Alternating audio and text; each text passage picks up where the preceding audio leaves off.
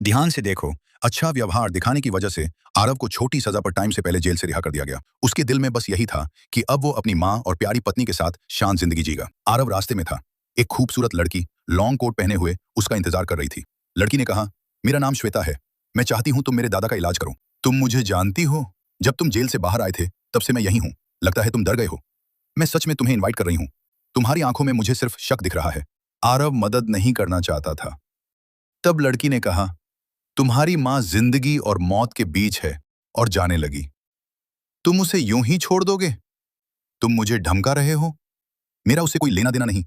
मुझे सिर्फ इतना पता है कि तुम्हारी मां 1 साल से हॉस्पिटल में है। अब उसकी हालत बहुत गंभीर है। तुम झूठ बोल रही हो। आरव को कुछ अलग सा महसूस हुआ और उसे 3 महीने पहले का सीन याद आया। उसकी मांगेतर पूजा जेल में मिलने आई थी। मैं आज एक जरूरी काम से आई हूं।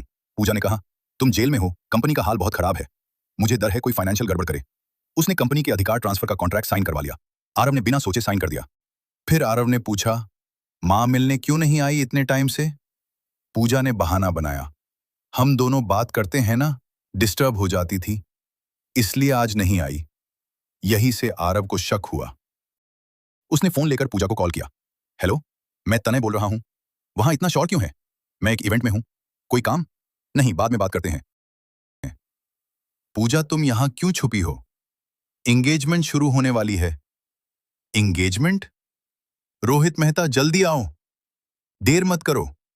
हाँ हाँ, आ रहा हूं। मुझे और काम है, मैं फोन रखती हूं। पूजा ने जल्दी से फोन काट दिया। आरव बेवकूफ नहीं था। उसने लड़की से कहा, जो तुम जानती हो सब बताओ। मेरी जानकारी के मुताबिक पूजा और रोहित मेहता पिछले 1 साल से साथ हैं। पिछले 3 महीने से वो तुम्हारी प्रॉपर्टी ट्रांसफर कर रही है। आज ही उनकी एंगेजमेंट है। लड़की उसे गाड़ी में होटल ले गई, लेकिन आरव पहले मां को देखना चाहता था।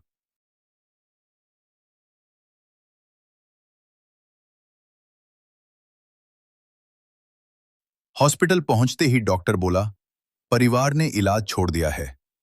नर्स ऑक्सीजन मास्क हटाने लगी। रुको, तुम कौन हो? मैं इसका बेटा हूं। किसने इलाज बंद करने को कहा? पूजा जी ने। तुम्हारी मां बेस्ट ट्रीटमेंट का टाइम मिस कर चुकी है। सांस चल रही है, पर ज्यादा देर नहीं। आरव बोला, मुझे सिर्फ सिल्वर नीडल्स चाहिए, मैं मां को बचा सकता हूं। डॉक्टर हंस पड़ा। Chief TCM expert doctor Gaurav Sharma भी नहीं बचा पाए। तुम क्या कर लोगे? लड़की भी घबरा गई। तुम कौन हो? मैं सिल्वर नीडल नंबर 1 हूं। जो होगा मैं जिम्मेदारी लूंगा। बहुत घमंडी हो। देखते हैं तुम क्या कर सकते हो। आरव ने मां के शरीर के कई पॉइंट्स पर सिल्वर नीडल्स लगाई। कुछ ही देर में मां ने आंखें खोल दी। लड़की मुस्कुराई। उसने मन ही मन सोचा, दादा बच सकते हैं। मां ने कमजोर आवाज में कहा, बेटा, पूजा और रोहित मेहता से संभाल के रहना। वो तुम्हारी सारी प्रॉपर्टी हड़पना चाहते हैं। मैंने उन्हें साथ देखा था। रोकने गई, किसी ने सर पर मारा, फिर मैं बेहोश हो गई। आरव को पछतावा हुआ। उसने पूजा के लिए झूठा जुर्म अपने सर लिया और अपनी जवानी बर्बाद कर दी।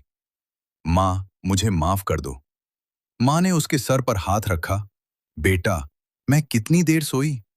सबूत उनके हाथ लगने से पहले संभालना होगा। क्या अभी भी वक्त है? आरव मां को लेकर उठ खड़ा हुआ।